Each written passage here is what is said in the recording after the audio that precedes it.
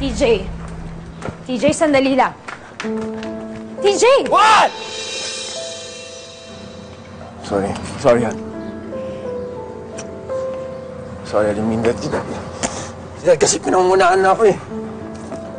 TJ, may katwiran naman yung daddy mo. Iniisip lang niya yung kapakanan mo. Ako, ganito lang yung concern ko sa'yo eh. Pati ikaw gusto mo ako tumigil sa trabaho? Han, anong gagawin ko? Titigil ako dito para akong tanga, naghihintay sa wala, ganon? Anong... Han,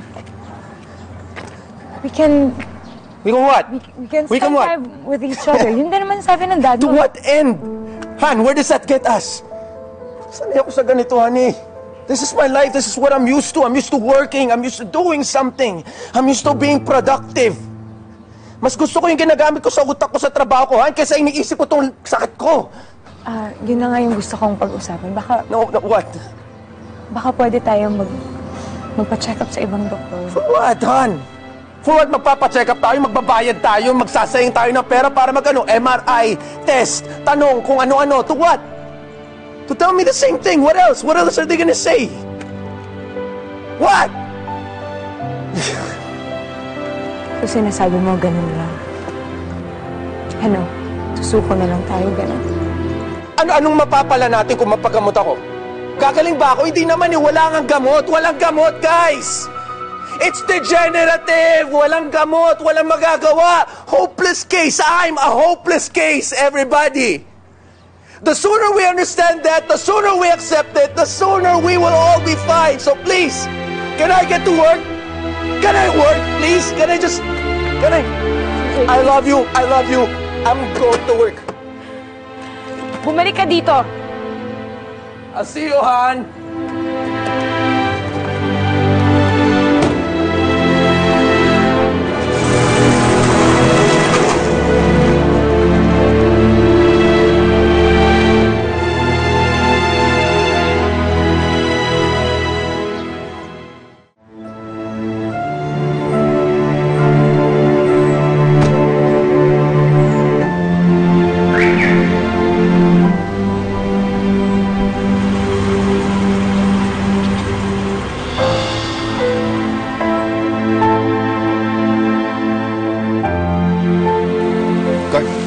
Guard! Sir! Sir Chavez, papark ko kayo? Hindi na. Gusto ko lang makasiguro makarating ng maayos yung anak ko. Ho? Wala. Tignan mo si DJ. Sige po, sir. Salamat. Apo, sige, sir.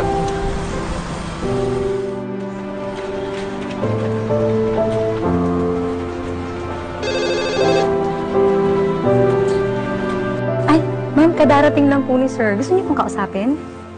Talaga nandiyan na siya. Uy, ang sweet naman ni ma'am. Sine-check pa talaga si sir. Hindi na. Basta nakarating siya dyan ng safe. Sige, salamat ha. Sige po, ma'am.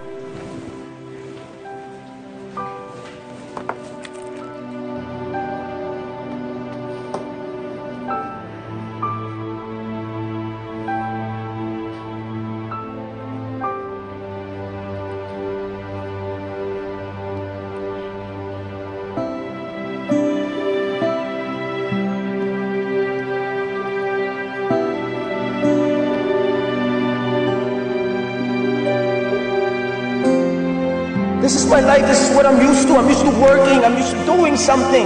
I'm used to being productive. Mas gusto ko yung ginagamit ko sa utak ko sa trabaho ko, Han, kaysa iniisip ko itong sakit ko. Hindi kasi madali ang sakit, Kuya TJ.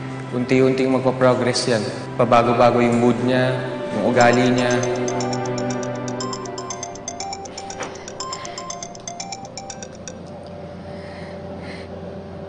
Hello? O ba't ganyan tono mo? Parang wala ka namang kagana-gana. Nag-away na naman kay ni TJ, ano? Konting misunderstanding lang. Galan? Sika mo na. Don't tell me, si Irene na naman yan. Hindi. Wala siyang kinalaman dito. Oh, ano nga? Ano nga? So nakalimutan na naman niya si Joshua. Hello, Jo. May nangyari na naman ba kay TJ?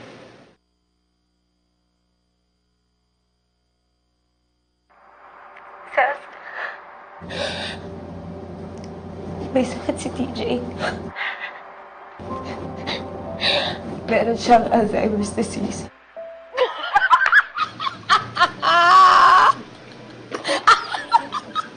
Jo! Chosera kang pala kaka. Alzheimer's disease. Sakit ng mga matatanda yan, no? Sakit yan ng tiyahin ni Bernadette. Makakalimot yan. Tapos, manghihina na hanggang sa dire-diretso na yan sa hukay.